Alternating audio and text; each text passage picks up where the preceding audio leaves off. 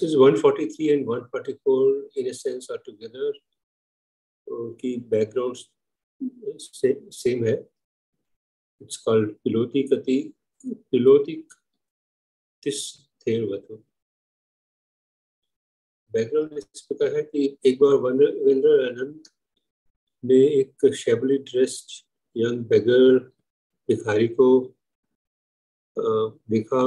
उनके मन में कुछ कंपैशन जागी उसके बारे में, और शायद कुछ देखा भी होगा उसमें, लगन भी देखी होगी. तो उन्होंने उनको ऑर्डिन कर दिया और सामनेरा बन गए. तो जब ये सामनेरा बन गए तो इन्होंने अपने जो पुराने फटे पुराने कपड़े थे, तो जो उनकी बेगिंग बॉल थी, उन्होंने एक ट्री पर रख दी. और एज ए सामनेरा ही वॉज वेरी कंफर्टेबल. कोई खाने पीने की कमी नहीं थी. लेकिन somehow he was not happy. Maybe his practice was not going very well. So उसको काफी मुश्किल लगा होगा शुरू में. He was not used to that kind of life. He went to the tree to recover his old things. उसने सोचा कि चलो मैं वापस एज ए बेगर ही रहता हूँ, तो अपनी पुरानी चीज़ें वो लेने उस पेड़ पर गया जहाँ पे उसने रखी हुई थी संभाल कर. But as he approached it, he felt ashamed that he wanted to live a disciplined, holy life for a miserable one. जैसे वो उसके पास गया, उस पेड़ के पास, तो उसको थोड़ी सी शर्म से आई कि इतनी बढ़िया डिसिप्लिन लाइफ, होली लाइफ को छोड़कर वो अपनी पुरानी मिजरेबल लाइफ की तरफ बढ़ रहा है. तो उसने इसके ऊपर थोड़ा सोच विचार किया एंड वापस आ गया. And this happened to him many times. और हर बार जब भी ऐसा उसको फीलिंग होती, कुछ डिससेटिस्फेक्शन होती है अपनी प्रैक्टिस से, तो he would go back to the tree, think of his begging life and the present Samanera life, or making both of these as meditation objects. इन दोनों लाइफ्स को, जो कि एक तो जी चुका था और एक जी रहा था, उनको अपना मेडिटेशन ऑब्जेक्ट बना के उन पे थोड़ा विचार करते थे. जब बाकी भिक्खु उनसे पूछते कि वहाँ ये कहाँ जाते हो तुम, तो वो उनको जवाब देता कि वो अपने आचार्य के पास जाता. Eventually he overcame this tendency and working hard became an arahant. तो जैसे कि अक्सर होता है, इस तरह की मेहनत करने से वो अल्टीमेटली तो अरहंत बन गए. फिर उन्होंने उस पेड़ के पास जाना छोड़ दिया. तो भिक्खु ने उनसे पूछा कि आजकल अपने टीचर को देखने नहीं जाते आप? तो उसने कहा कि नहीं, अब मुझे उसकी ज़रूरत नहीं, उसकी आवश्यकता नहीं. बाकी भिक्खु थोड़े हैरान हो गए. They took him to भगवान Buddha and accused him of falsely claiming that he had become an arhat. तो उन्होंने भगवान बुद्ध से कहा कि ये अपने आप को अब अरहंत मानता है. तो भगवान ने उनको बताया कि वो सच बोल रहा है, और इसीलिए उसको अब अपने उस टीचर को देखने की जरूरत नहीं है, since he was free of all defilements. तो ये बैकग्राउंड है इसका. और दो वर्स इसके साथ एसोसिएटेड है. तो मैं पहले वर्स 143 लेता हूँ. निषेधो पुरुषो कोचि लोकस्मिन् विज्यति यो निद्दं अपबोधेति अस्सो भद्रो कसाम्य. तो निषेधो पुरुषो कोचि लोकस्मिन् विज्यति, इसका यहाँ पे मतलब है कि बहुत कम ऐसे मनुष्य होते हैं जो कि अपनी मॉडेस्टी को रिस्ट्रेन में रखते हैं, मॉडेस्टी में रहते हैं, और इस वजह से अवॉइड रिप्रोच. जो निदंग अपबोध होती, उनको लोग बुरा भला नहीं कहते क्योंकि वो अपनी मॉडेस्टी को प्रॉपरली रखते हैं. मतलब बेसिकली अपने चाल चलन में मॉडेस्टी, अपने प्रैक्टिस में मॉडेस्टी उनके मन में रहती है. एंड उसका कंपैरिजन दिया उन्होंने, अस्सो भद्रो कसामे.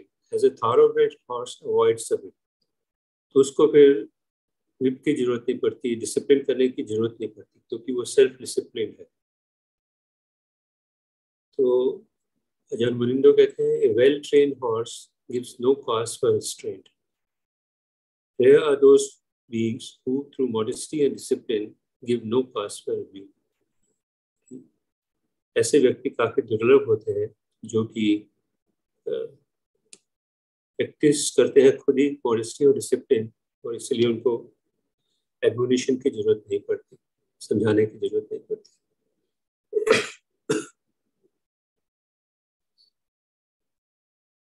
तो इसका कॉरेस्पॉन्डिंग वर्स 144 है, वो भी हॉर्सेस से कंपैरिजन से रिलेटेड है। असो यथा भद्रो कसानि विट्ठो आतापिनो संवेगिनो भवात्, श्रद्धाये शीलेन च वीर्येण च समाधिना धम्म विनिचयेन च संपन्न विद्याचरणा प्रतिष्ठता, यही सत्य दुख मिदं अनपकं। तो उसी उपमा को आगे ले जाते हुए यहाँ पे कहा जा रहा है कि जैसे कि थॉरोब्रेड हॉर्स विप के जरा से टच से ही समझ जाता है, तो उसी तरह वो हमें एग्जॉर्ट कर रहे हैं कि हमें अपना वीर्य पूरी तरह से यूज करना चाहिए। Be strenuous, be filled with spiritual yearning, धम्म सभी हमारा अच्छा होना चाहिए और हमें उसको फुलफिल करते रहना चाहिए। By faith and moral purity, by effort and meditation, by investigation of the truth, by being rich in knowledge and virtue, and by being mindful, destroy this unlimited suffering. Basically, जो इस रास्ते के main constituents हैं उनको strengthen करना चाहिए। Faith है, शील है, वीर्य है, समाधि है, धम्म विचय है। इस प्रकार करने से हमारा ज्ञान बढ़ेगा, हम प्रज्ञा बढ़ेगी और शील भी अच्छा स्ट्रांग हो जाएगा। और अगर हम माइंडफुल रहेंगे तो हम सफरिंग को, अनलिमिटेड सफरिंग को हटा सकते हैं। ये इसका अर्थ।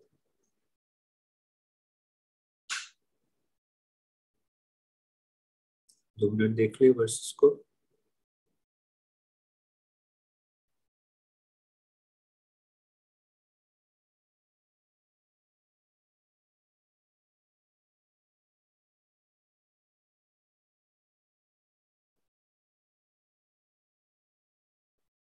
जॉन मुनिंडो की ट्रांसलेशन में मोर और लेस वही सेंस है, तो मैं उसको स्किप कर देता हूँ।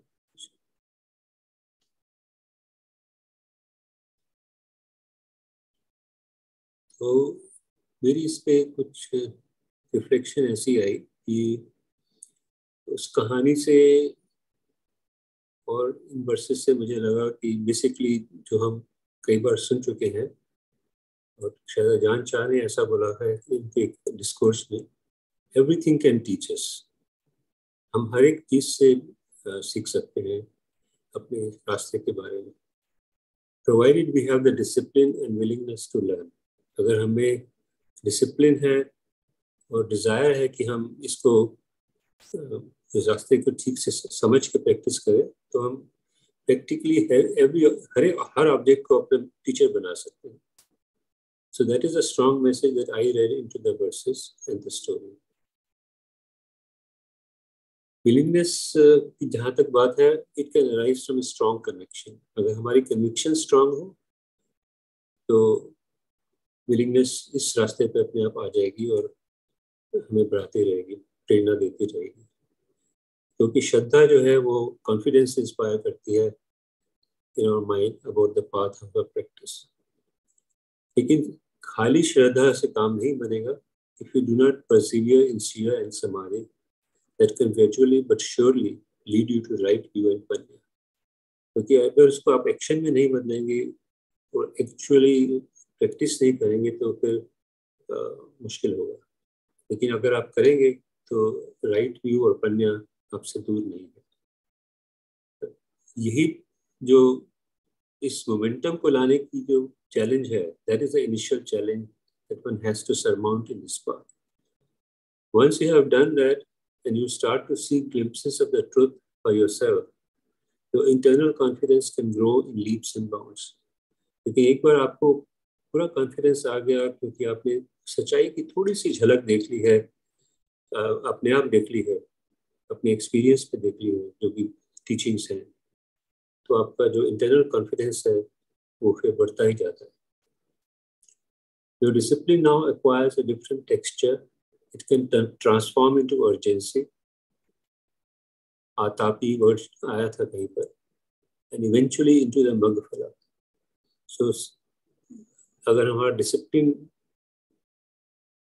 कांस्टेंट रहेगा, कंटिन्यूस रहेगा, तो ये एक अर्जेंसी धमसम में बदल जाएगा और हमें मगफल के पास ले जाएगा.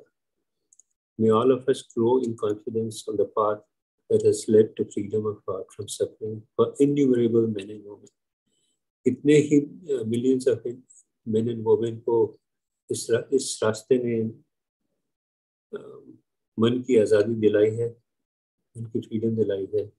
सो हमें भी उस रास्ते पे सफलता मिले, हमारा धम्म में कॉन्फिडेंस बढ़ता जाए. तो ये मेरी रिफ्लेक्शन थी इन वर्सेस के बेसिस पे.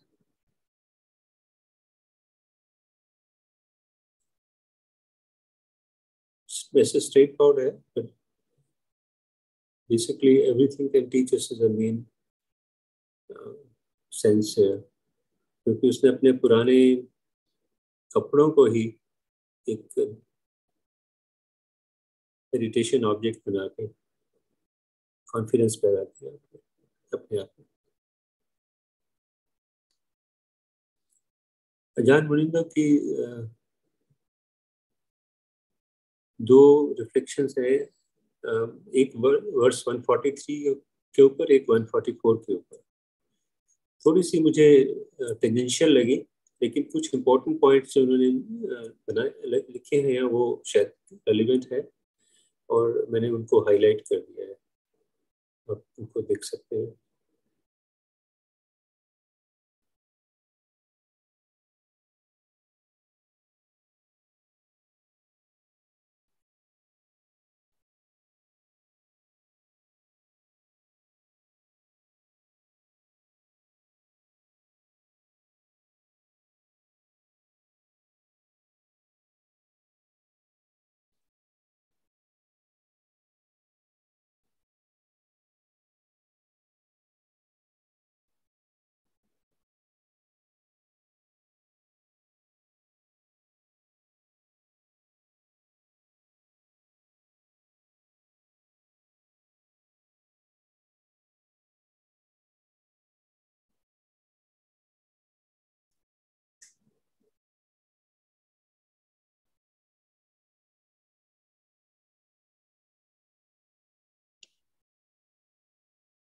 तो अगर आप में से किसी की कोई कमेंट हो या कोई अपना पर्सपेक्टिव हो तो प्लीज सामने रखिए.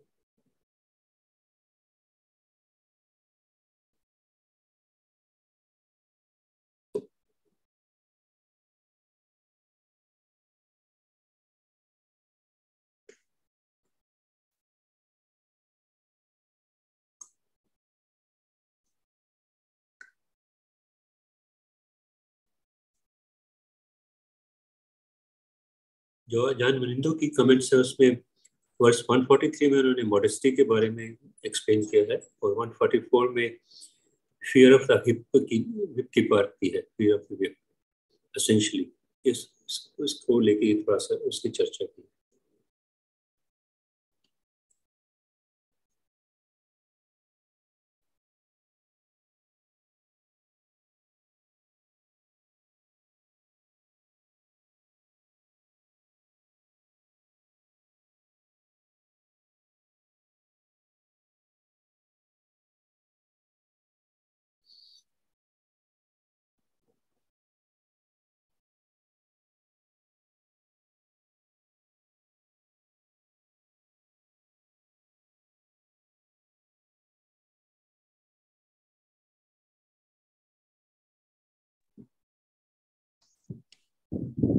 So Surenji, we are still on Dandavag, is it? हाँ जी, these are the last 3 verses. I see. So I'm just wondering out of curiosity जी कि इसका जो दंड की समझ है या जो previous verses आई हैं which have some element of that, how is this sort of relate? Why is this in this खंड? तो मैंने भी इसके बारे में थोड़ा सा मेरे मन में आया कि दंडवग में क्यों आया, तो एग्जैक्टली शायद डिसिप्लिन की ही बात हो रही है यहाँ। तो अगर डिसिप्लिन को एक तरह से दंड समझा जाए तो वो हो सकता है जैसे जान मरिंदो फेयर की बात की। Right I don't know, this is I guess. एक बंदे जी बात पूछती थी कि इसमें आया हुआ है जैसे मनिंदर जी के ट्रांसलेशन में, तो पहला ही सेंटेंस वो लिख रहे हैं कि is it possible to have too much modesty, यानी क्या हम बहुत ज्यादा नम्र हो जीवन में। अच्छा, फिर वो लिख रहे हैं कि it is possible to have the wrong kind of modesty, मतलब हमारी नम्रता जो है वो गलत तरीके हो सकती है। ऐसे लिखा कि refraining from blatant grid is being manipulative. ये इसमें नम्रता कैसे आएगी? मेरा जो लालच है उसको मैं किसी तरह से मैनिपुलेट कर रहा हूँ, तो उसमें तो नम्रता कहाँ से आएगी?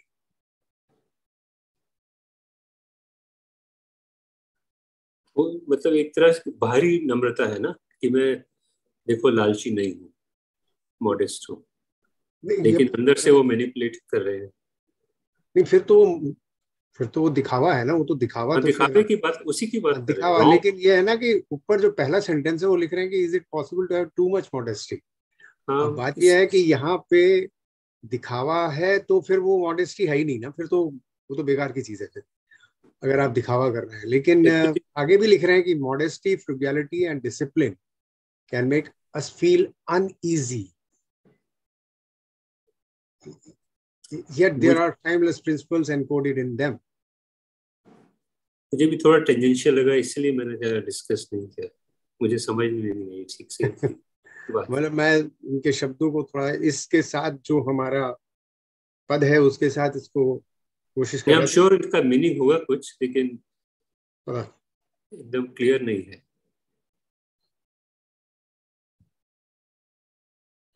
क्योंकि पद में तो है कि लोक में कोई पुरुष ऐसा होता है जो अपनी ही लज्जा के कारण कुशल कर्म को नहीं करता। जैसे उत्तम घोड़ा घोड़े को नहीं सह सकता, वैसे ही वो पुरुष निंदा को नहीं सह सकता। दिस इज द पद, द ट्रांसलेशन ऑफ दैट। तो उसमें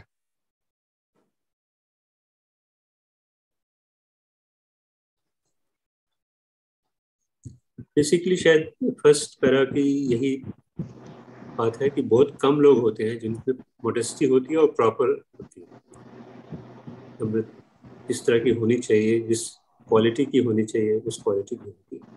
लास्ट सेंटेंस में उन्होंने एक बात अच्छी लिखी है, वो ये है कि जिसका राइट डिसिप्लिन होता है वो saying being able to say no is a very important thing in life. वो मुझे भी अच्छा लगा, वो बहुत बढ़िया है। It is, I mean, I think when we look back तो ये लगता है कि this is what was missing, not out of judgment or mere preference, but as someone who cares. Okay. Right. संत जी, आप कुछ कहना चाहेंगे या मैं आगे बढ़ूं? नहीं, प्लीज कैरी ऑन। तो अब हम आखिरी वर्ष पे आते हैं दंडवत के। सुख सामणीय बद्धु। तो इस में सुख एक बच्चे का नाम है। Sukh was ordained at the age of 7। तो 7 साल की उम्र में ही उनको उसकी ऑर्डेनिंग हो गई, और ऑर्डेनिंग की वेनरल सारिपुत्ता ने। On the 8th day as a समनेरा, 8वें दिन वो वेनरल सारिपुत्ता के साथ आर्म्स राउंड पर गया। और रास्ते में इन चीज़ों की चर्चा कई बार हो चुकी है, थेर गाथा में भी, और यहाँ भी वही चीज़ आ रही है। रास्ते में उसने देखा जो किसान थे वो छोटी छोटी कैनाल्स बना के अपने फील्ड्स को इरिगेट कर रहे थे। तीर बनाने वालों को तीर सीधा करते हुए, कारपेंटर्स को देखा कि वो कार्ट व्हील्स बना रहे थे और तरह तरह की चीज़ें बना रहे थे। तो इन सब को देख के उसके मन में विचार आया और उन्होंने से थेरा सारिपुत्रा से पूछा कि जो ये इनएनिमेट ऑब्जेक्ट्स हैं, इनएनिमेट थिंग्स हैं, तो हम उनको किसी भी प्रकार शेप कर सकते हैं जैसे भी हमारा मन हो। जैसे कि उसने देखा, उसने पूछा और थेरा ने जवाब दिया कि yes, that is a case, ऐसा ही है। So the young Samanera then pondered that if that were so, there could be no reason why a person could not tame his mind and practice tranquility and insight meditation. उसके मन में आया कि तो फिर अगर सब चीज़ों को सीधा किया जा सकता है तो शायद माइंड को भी सीधा करना इतना मुश्किल काम नहीं होना चाहिए। तो उन्होंने ये विचार आते ही थेरा से आज्ञा ली और मॉनेस्ट्री में लौट गए। वहाँ उसने अपने आप को अपनी कुटी में बंद कर लिया, एक कमरे में बंद कर लिया और प्रैक्टिस मेडिटेशन इन सॉलिट्यूड। तो उसकी इस लगन को देखकर, इस कमिटमेंट को देखकर साका एंड देवास वो भी बहुत प्रसन्न हुए। और जब वो प्रैक्टिस कर रहा था तो उन्होंने इंश्योर किया कि मॉनेस्ट्री बहुत शांत हो उस वक्त, ताकि उसको डिस्टर्बेंस नहीं हो। उसी दिन 8वें दिन आफ्टर हिज बिकमिंग ए सामनेरा, सुख अटेन अरहतशिप, तो उसी दिन वो अरहत हो गए। तो इसकी चर्चा जब बुद्ध के सामने हुई तो Buddha said to the congregation of bhikshus कि जब एक व्यक्ति अर्नेस्टली धम्म को प्रैक्टिस करता है तो Sakka and devas give protection and help, वो भी उसकी हेल्प करते हैं। और मैंने भी इस केस में सारिपुत्रा जी से बोला था कि अपनी एंट्रेंस का ध्यान रखें ताकि वो सुख डिस्टर्ब न हो। फिर उन्होंने बताया कि किस प्रकार सामनेरा को उन इवेंट से प्रेरणा मिली और उन्होंने उनको अपनी मेडिटेशन के ऑब्जेक्ट बना लिया और he is now become an arhat. और उसके बाद उन्होंने वर्स बोला और ये वर्स बहुत हमारे लिए जाना पहचाना है। पर्टिकुलरली थेरा गाथा इसमें इन बातों का कई बार जिक्र है। उत्कन्ही नयन्ति नेतिका उसुकारा नमयन्ति तेजन दारुणमयन्ति तच्छका अत्तानं दमयन्ति सुब्बता। तो लिटरल मीनिंग वही है, जो इरिगेटर्स हैं वो पानी को रेगुलेट करते हैं कैनाल से बनाकर, फ्लेचर्स हैं वो अपने तीरों को सीधा कर देते हैं, कारपेंटर्स शेप द वुड, वो लकड़ी को तरह तरह की आकार दे देते हैं, and the good control themselves. और लेकिन जो साधक हैं वो अपने आप को कंट्रोल करने की कोशिश करते हैं। Those who build canals channel the flow of water, fletchers make arrows, woodworkers craft wood, the good tame themselves.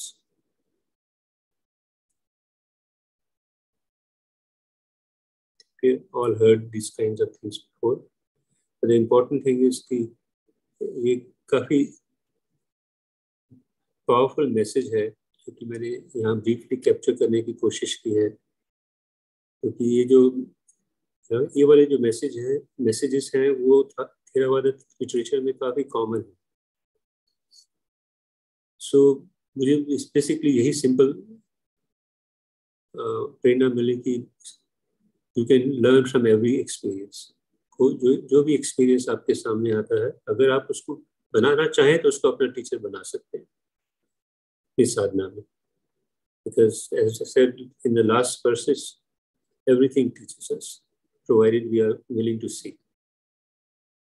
So we just need to be mindful and then make serious effort with single-mindedness to understand the Dhamma and shape our mind and conduct in accordance with it. अगर हम serious effort लगाएंगे, उसको प्रेरणा बनाएंगे, उस पर विचार करेंगे, contemplate करेंगे, तो जरूर हमें मदद मिलेगी इन चीज़ों से। और जब हम उसको डिलीजेंस और सिंसियरिटी से प्रैक्टिस करें तो freedom and nibbana cannot be far away if we are able to do that. That's probably a big if for all of us, for many of us. So this is all I have for today. And, this also brings us to the end of Dunderberg. और जैसे कि हम जानते हैं 14 जुलाई से तो सुधर meditation lesson देने जा रहे हैं मॉर्निंग सेशन में। तो कल और परसों हम धम्मपद की चर्चा करते रहेंगे। शायद पूनम जी और वैभव जी अपने जो बाकी बचे हुए वर्ष हैं कुछ उनमें से लेकर चर्चा को आगे बढ़ाएंगे।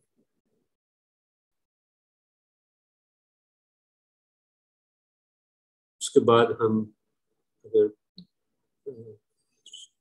अप्रोप्रिएट हुआ तो वासा के बाद हम फिर से धम्मपद की चर्चा को ले सकते हैं।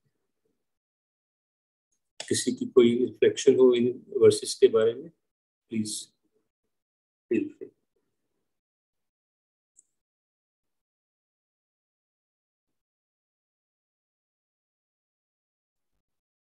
अपने सर जो पहला वाला 143 या 144 के जो आपका रिफ्लेक्शन था, इट वाज यूजफुल बिकॉज श्रद्धा के बाद शील और समाधि पर टिके रहना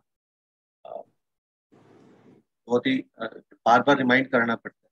तो हमने विशाल जी ने भी जो शेयर किया था तब भी मैंने बोला था कि कब तक याद रहता है तो भूल जाता हूँ, तो फिर आपका ये फिर से आ जाता है तो याद आ जाता है। हम सब भूल जाते हैं, हम सब उसी अजान आनंद का जो था उन्होंने इसी लूप में बार बार चलाया था समाधि प्रज्ञा। This is helpful. उनकी जो डिस्कोर्स था एम्फेसिस इसी बात की थी कि हम बार बार समाधि तक पहुंचे थे, अच्छी समाधि तक पहुंचे, फिर मेडिटेट करें, फिर से उसको और समाधि को और स्ट्रांग बनाए। कुछ इस प्रकार से उनका डिस्कोर्स था जो दूसरे वाला था। यस, भुजंग सूत्र में जो बाकी के 4 हैं वो तो उसमें है ही जी। शील है, वीर है, समाधि है और धम्म विचय, ये चारों हैं। अब यहाँ पे धम्म विनिच्छय है, तो धम्म विनिच्छय बेसिकली राइटस डिसीजन। तो but yes they are part of Bhujang Sutra as well and श्रद्धा तो खैर या धम्म विचय की बात कर रहे हैं। हाँ, ये जो इस पे लिखा है ना, जो वर्ष में है धम्म विनिच्छयन। धम्म विनिच्छयन और धम्म विचय में थोड़ा सा अंतर है। तो धम्म विनिच्छयन जो है धम्म विनिच्छयन, तो अंग्रेजी में तो राइटस डिसीजन, बिल्कुल सही फैसला। अच्छा, या सही मतलब फैसला इन सेंस के जब धम्म विचय होगा तो तभी उसके बाद ही आदमी फैसला करता है। ट्रांसलेशन तो ये किया है by investigation of the truth, essentially उसका मतलब बेसिकली धम्म विचय का मतलब ही ये है investigation of the truth. Correct. अब क्योंकि इसमें विनिच्छयन कर दिया है तो अब आई डोंट, तो वो इतनी बारीकी से तो क्या आप लिख सकते हैं, सेम ही है, मतलब सेम जी। श्रद्धा, शील, वीर्य, समाधि और धम्म विचय। Thank you very much Surendra ji, बहुत अच्छा। सो आज से हम लोग क्लोजिंग भी किया करेंगे और राजेंद्र जी हमारे लिए क्लोजिंग करने वाले हैं। अभी मुझे एक्चुअली पता चला है कि हम सब जानते हैं ना पायल को, उनकी मदर की तबीयत वो तो खराब तो खैर चली रही है, but it's particularly poor right now. So Rajendra ji, if you permit, if you feel okay, so I would do the Bhujang Parit today. तो फिर जो आप क्लोजिंग करेंगे वो हम कल से शुरू करेंगे मॉर्निंग। ठीक है भंते जी। जी। Thank you. So Nikhil 6:50. We all will pray for. Yeah. We should all keep Payal's mother in mind, or we'll do the Parit for her at the end. 6:50 निकले। पंडित जी, प्रश्न पूछा है विशाल जी ने चैट में। हाँ, इनकी अभी कीमोथेरेपी शुरू हुई है, so let's wait and watch. Things are still quite uncertain, very very fluid situation, क्योंकि मुझे समझ आ रही है कि अनफॉर्चुनेटली जहां तक एज आई अंडरस्टैंड काफी लेट डिटेक्ट हुआ है, तो उसके जो कॉम्प्लिकेशंस हैं एक ट्यूमर को लेट डिटेक्ट करने के, वो सब हैं साथ में।